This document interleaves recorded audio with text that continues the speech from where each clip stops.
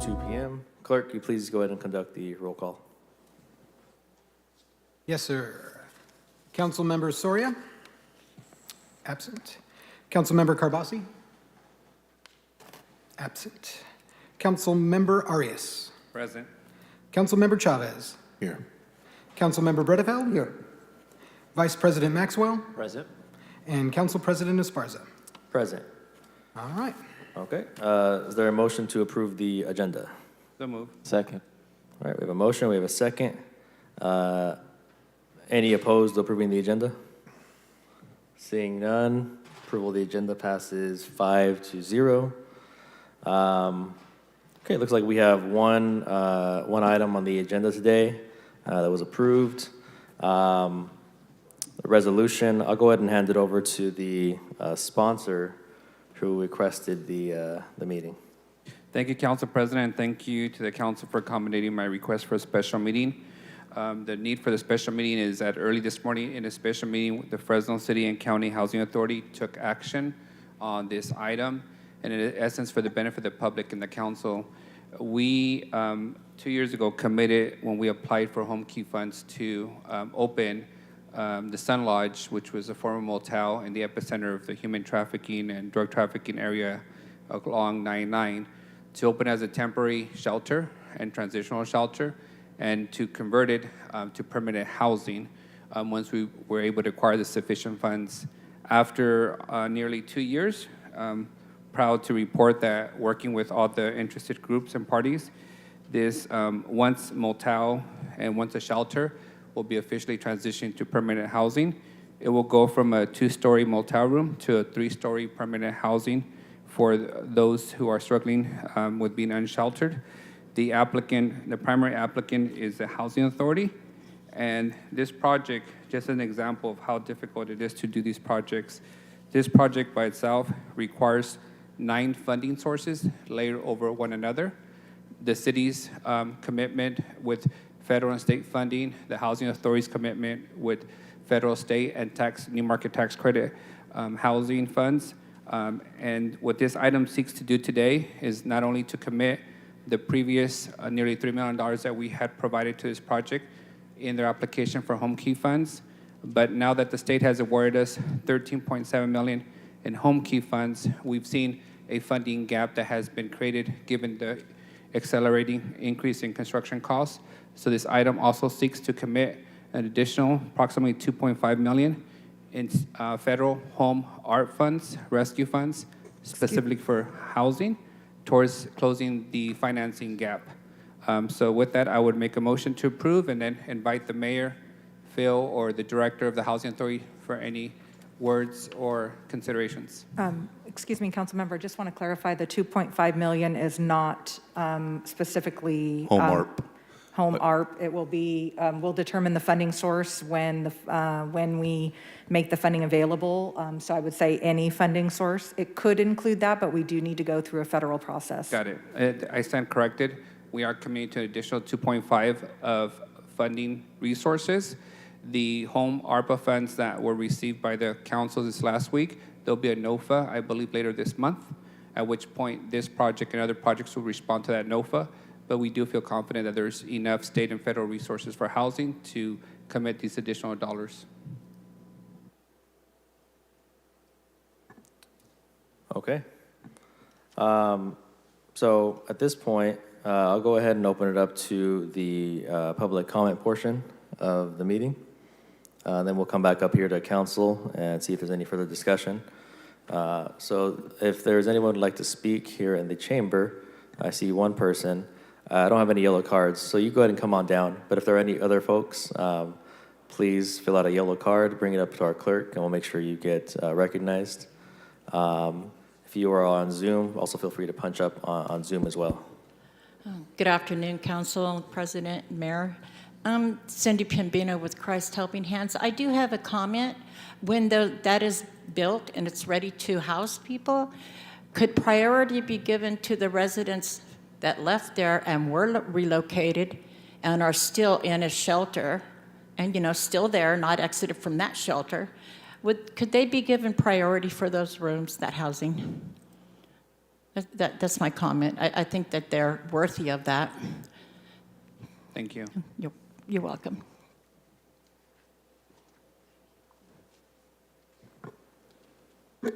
Mayor, you wanted to chime in? Yeah, I didn't know if public comment was over or not.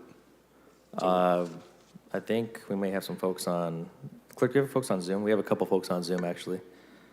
So next on Zoom is going to be Brandy News Villegas.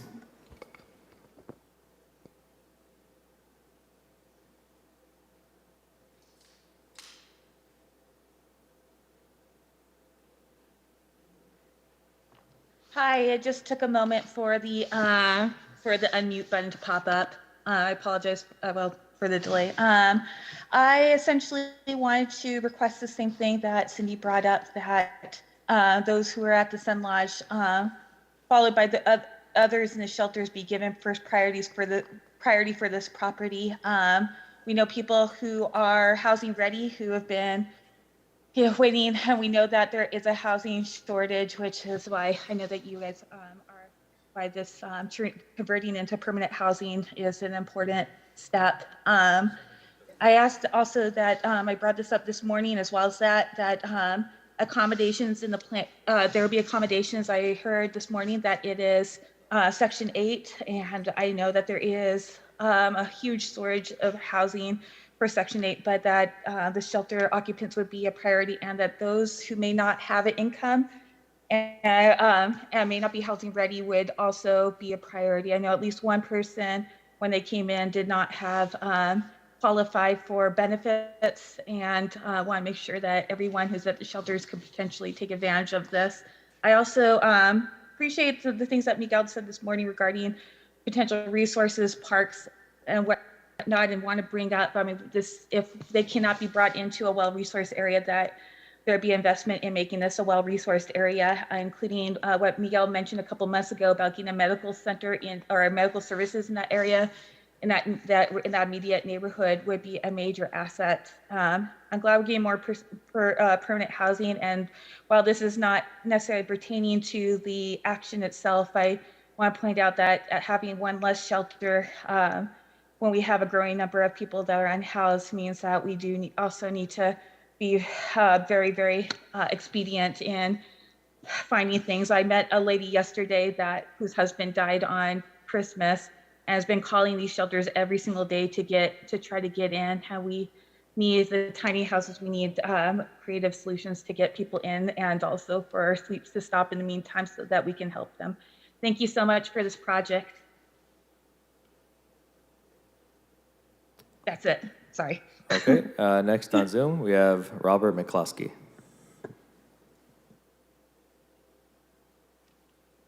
Thank you again. We do appreciate the efforts to get permanent housing built. That's excellent. There was a lot of confusion in the beginning of this when we were getting information that people were being evicted. That's a strong word.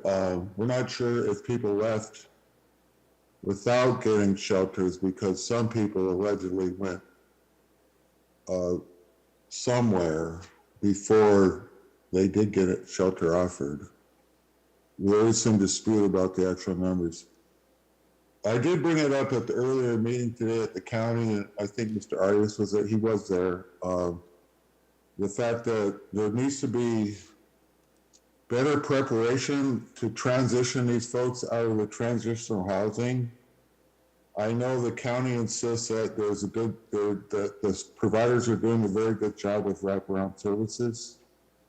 But, you know, Mr. Arias, Mr. Chavez, and Ms. Sawyer were at the meeting, the town hall meeting a few months ago, where a lot of the residents of these facilities were saying that the case managers at these facilities are carrying far too many cases, 40 to 50 cases a month, even more.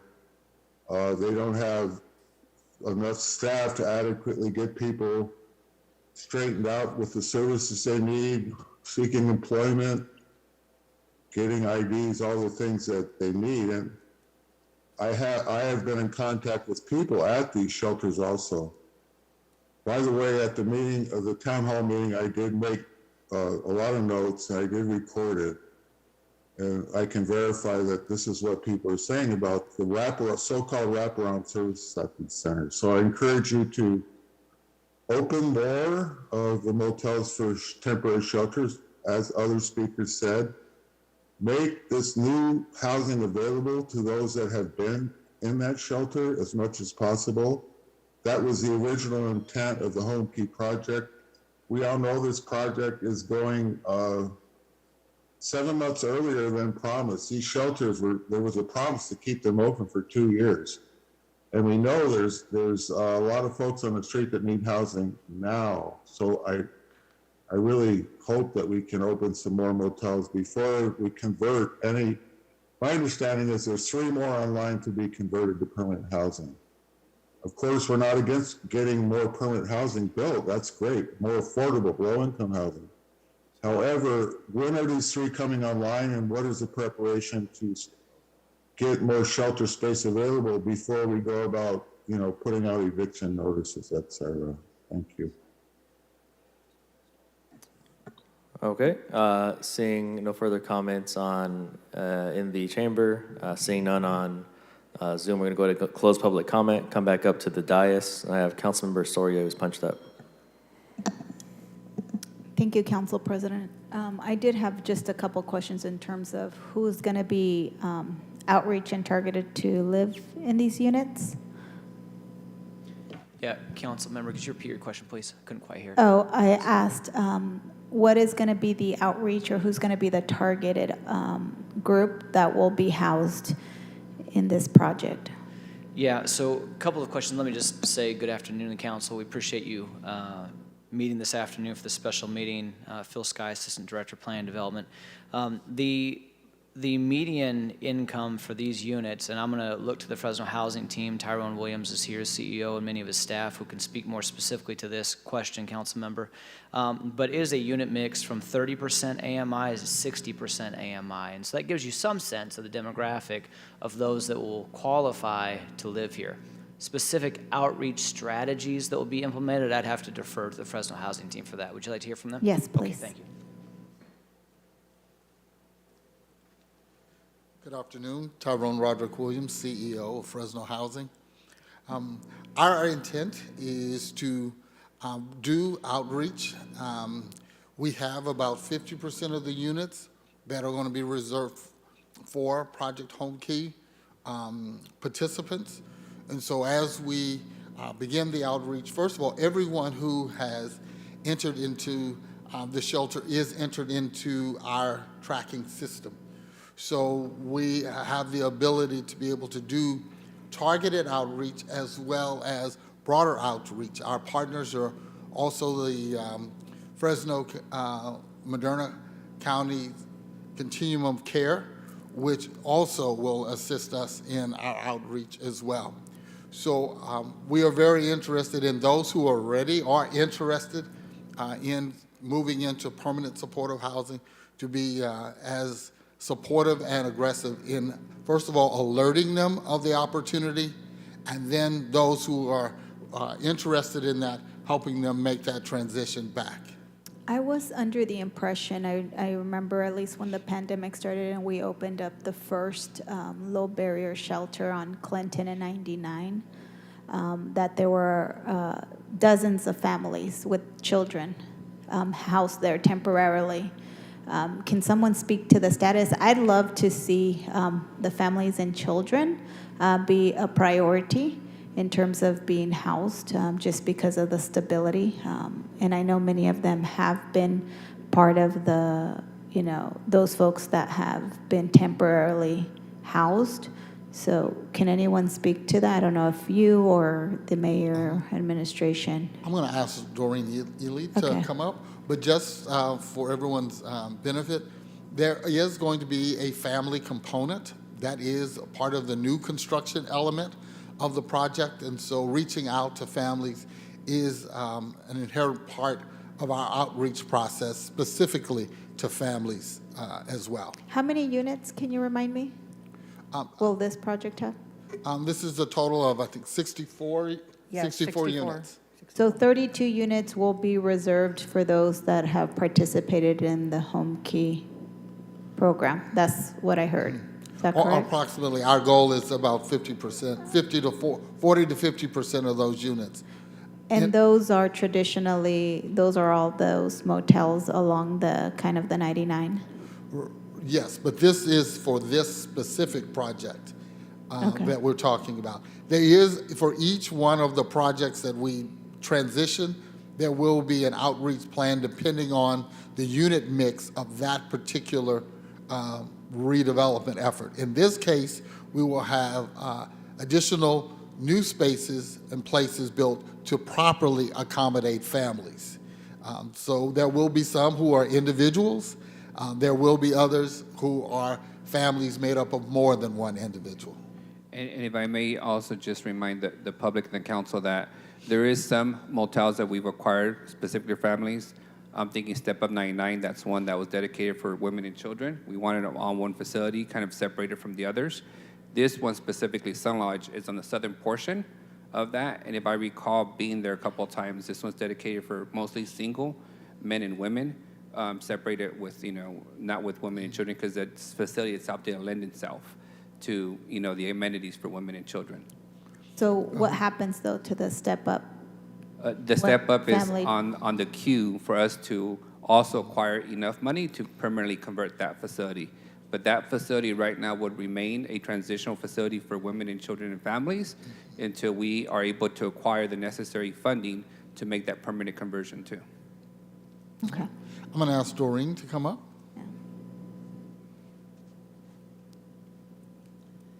Good afternoon, Council. Doreen Ely, Assistant Director of Resident Empowerment with Fresno Housing.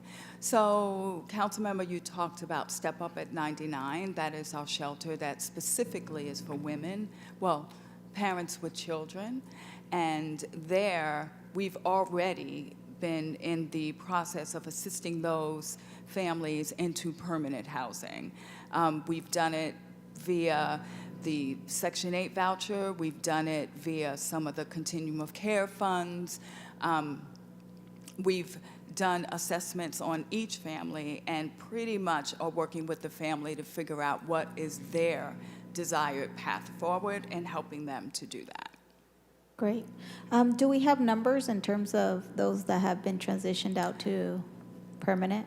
I didn't bring that with me today, but I can get that for you. Yeah, it'd be great to see, because a lot of it is, we, as a council, we approve funding to acquire, funding to rehab, and then now funding to renovate for permanent. But it'd be great so that the public knows, for transparency purposes, who's being served, what are the wins, so that we can continue investing in this endeavor. Right. So in the open market, it's very difficult to find housing at this particular time, so that's a little bit of the slowdown that we have in housing families with children right at this second. Perfect. Thank you. Sure. I think those are all my questions. That I've been a big supporter of this process in terms of, yes, acquiring property and making sure that we have the funds to transition to permanent, because I think that that's the long-term solution. And so we know that it takes a lot of funds and really partnerships, getting dollars from the state, from the feds, and all the other sources of funding, as Councilmember Arias mentioned. And so I want to thank the Housing Authority for being a partner in this. I think this is a good example of quickly turning around some existing units to make them permanent housing for families or individuals that have been historically unhoused over the last few years. So thank you for that. Happy to support this investment. Thank you. All right, any other council members or further discussion? Councilmember Bredefield? Yeah, Sky. Yeah, you and I talked earlier, along with Jennifer Clark. I'm all in favor, of course, of increasing our housing stock and helping people who need support and help to find apartments, especially ones that aren't as expensive as some others. In looking over this project, though, as we've looked at with other, quote, affordable housing projects, we're talking about 64 units. Ultimately, it's going to cost the taxpayers, whether it's federal, state, local, ultimately it's all taxpayer money, $36 million. That comes out to $567,423 per unit. Some of these are studio apartments, but ultimately, am I missing something in terms of looking at that? It is $567,000 basically per unit when you look at 64 units at $36 million. Yeah, Councilmember, your numbers are accurate. The one thing I would just offer by way of context, and we spoke to this earlier, are a couple of things. I mean, one is that there was an expense for acquisition, then there was an expense for improvements to prepare it to be operated as a shelter, and now there is an expense to convert it from a shelter, which was never intended for permanent housing. It wasn't constructed for that purpose, to now take it down to the studs and in essence rebuild it. I mean, so that it can be used as permanent shelter. Further, we're reducing motel rooms, or excuse me, we're expanding the spaces for livability purposes and quality of life purposes from motel rooms to 1-bedroom, 2-bedroom, and even 3-bedroom units, which means we're removing walls. There's structural elements to that. This is an expensive rehab. There's no question about it. And then lastly, as we mentioned earlier when I was speaking with you on the phone with Director Clark, that some funding sources involved require prevailing wage is paid, as well as skilled and trained labor. And all of those things just increase the cost of this project. And I understand that. The regulations make all of this exponentially more expensive. Our hands are tied unless we as a body, push back on this. And I just see this continuing. I mean, we had the Blackstone and McKinley project that was $450,000 approximately per unit. Now we're at $567,000 per unit. You could buy 64 homes at $567,000 per unit. It would be cheaper to knock the whole place down, knock that building down and start from scratch than doing what this is. And again, I'm not blaming our city staff, of course. It's the regulations that come from the federal and state governments, isn't that right? That's right, Councilmember. And as you're saying, it is expensive to offer housing to residents in our community that cannot afford, based upon their economic conditions, a market rate housing option that's on the market. In comparison, I've spoke with some other developers. There's a development that's going on out in my area, Maple, north of Shepherd. It's 84 units for $22 million. There's 12 one-bedrooms, 36 two-bedrooms, 36 three-bedrooms. There's a clubhouse, pool. It's top of the line. And that comes out to $261,000 per unit. There's another 176 units being built at Alluvial and Maple for $44 million. All the fees have been paid: land, taxes, construction costs, school fees, pool, clubhouse. It comes out to $250,000 per unit. What's ending up happening is that we are not building twice as much of the units that we could be building. We should be building 120 to 150 of these units for the cost of $36 million. Instead, because of the regulations, because of all of the costs, we're building half of the units that we really ought to be building. And that's just a disservice to the taxpayer, and that's a disservice to the people we're trying to help. And that's government. Government screwing things up and messing with things, costing much more expense, creating a situation that rather than helping more people, we're helping fewer people. And it's only getting worse because it was only a year and a half ago we were at $450,000. This is the most expensive one per unit that I've seen. Soon we'll be at $700,000 per unit, and everybody will pat themselves on the back because we're building affordable, quote, affordable housing, but it's not affordable to the taxpayer. And the taxpayer is the one that's funding this whole thing, and this is a sham because we should be doing a lot better with these kinds of dollars. We are not spending the taxpayer money wisely. We ought to be pushing back on all these stupid regulations that the federal government, the state government impose upon us.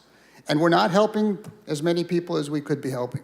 For that reason, I'm clearly not going to support this. And it's a shame because we should be helping a whole lot more people. We can do this much better if we engage the private sector and we didn't have all of these regulations. And simply to just say, well, for us, and again, I'm not talking about city staff, I'm talking about the politicians to simply say, well, it's the regulation, so we just have to go along with it, is really a disservice. And I think abdicating our responsibility to spend the taxpayer money wisely.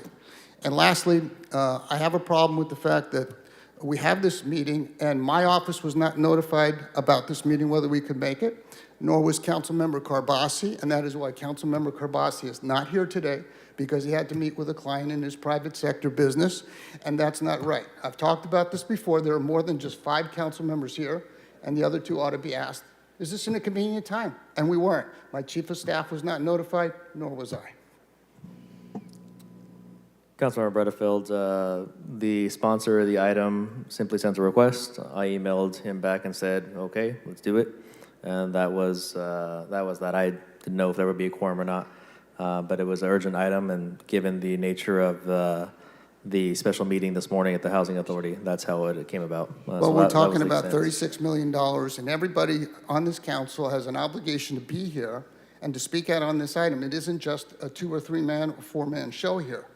This is a city council. We all should be voting on this and discussing this. That's what it's about.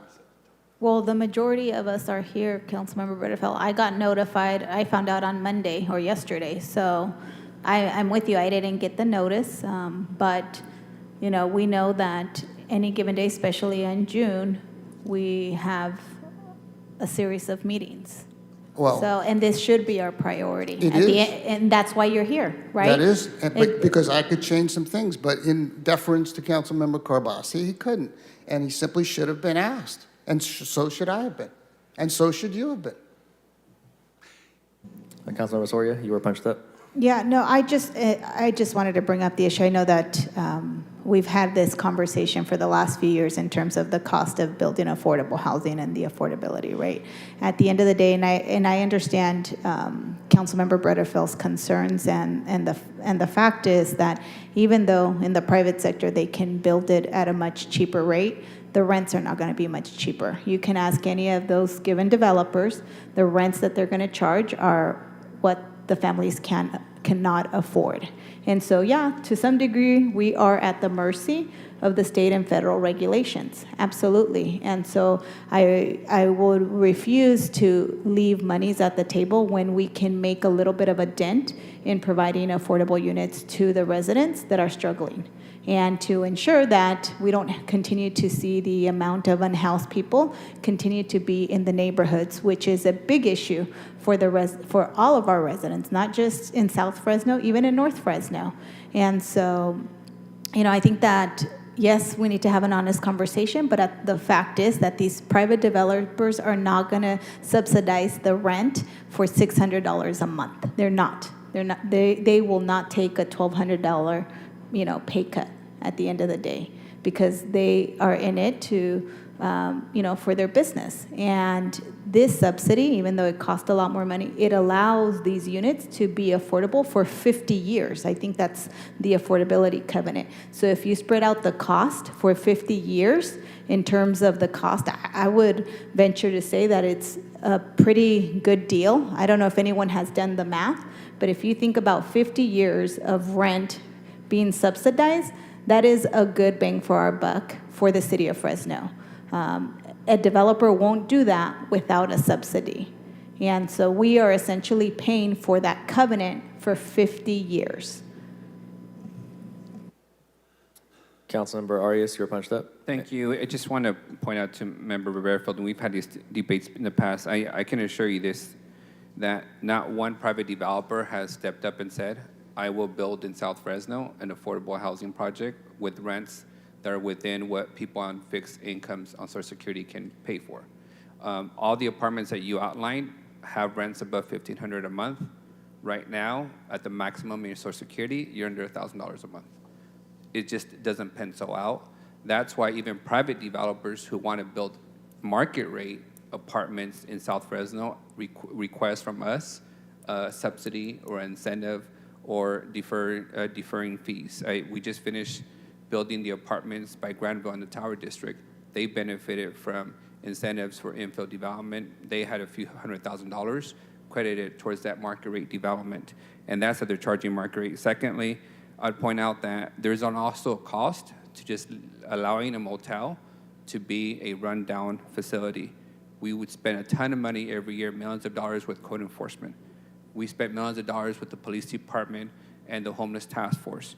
We spent millions of dollars in public works and public utilities picking up trash all across these dilapidated assets.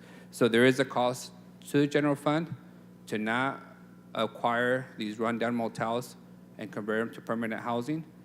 There is also a need for us to bring the private sector in to build more affordable market rate, and we're doing that. I mean, in my district alone, I have 22 housing projects. So far, 3 of them are complete. This would be the 4th one. It requires quite a bit of obstacle, jumping to be able to do this, but it is a good project on its own merits, and I assure you, if any private developer was to come in and say, give us that motel for free, and we will put in all the money, and we'll keep rents under $1,000, we would jump on it. But not one private developer is doing that, because the cost of construction, the return on investment, just isn't there for affordable housing in Fresno. So, it's just, we're in a difficult spot, remember? And we're trying to do the best we can. With that, I'll conclude my comments. Councilor Bredefield, you're punched up. Yeah, listen, we share the same goal, and I don't want those motels in your district to flourish as they've done. We all wanted them cleaned up, and that has happened. But I don't know that we really can't get to that place where we invite the private sector in, other than because of the regulations associated with this, where we couldn't subsidize it. I don't have any problem subsidizing the private sector if we can do this cheaper, and I think we can. I don't think we as a city have really tried to do that, have tried to get there, because we're so used to just following regulations and doing what the federal and state government tells us. I think we can get there where we can provide the kind of affordable housing that you want, that we all want, for people who can't afford market rate housing. And we can get the private sector in. I mean, if they can do this for half the price, there's a lot of subsidy available to incentivize them. I mean, when you're talking about $36 million and the private sector can probably do it for 18, there's 18 left over for additional subsidy in some way. This is not working. When it comes to $567,000, nearly $600,000 a unit, this doesn't work. This just is not fair to the taxpayer who's paying all the bills. And I think there's a way to do this, but we really haven't pursued that. But we all share the same goal, and the goal is to get as many people into affordable housing. This is not the way. We're only getting half of the people in that we probably could. Anyway, that's my comments. Okay, seeing no further discussion, do we have a motion? There's a motion to approve, Second. and then we'll turn it over to the mayor. Mr. Mayor? Yeah, just listening to this discussion, everybody's right on this issue, and it's true. And the reason is because when this first came to my attention late last week, my initial response was, no way. In fact, the things that I shared with Tyrone the other night, was absolutely not. And the reason was because I said, we can't continue to go down this path. But here's the reality. After we had a meeting on Thursday, I asked Fresno Housing to come over, and we had a conversation. When I understood the complexity of this case, or this particular deal, and the benefit to the city of Fresno, and this was the defining one for me. If we don't do this, they give back $20 million in tax credits.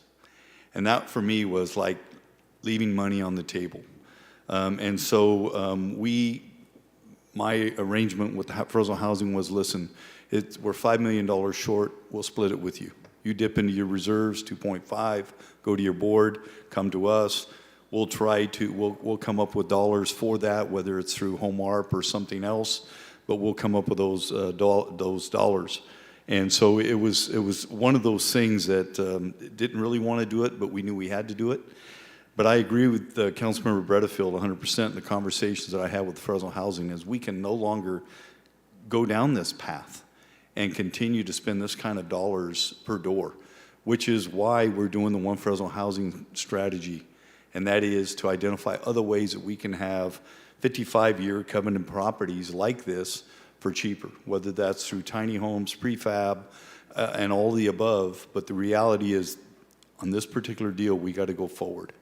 And that was our opinion after I left the meeting the other day.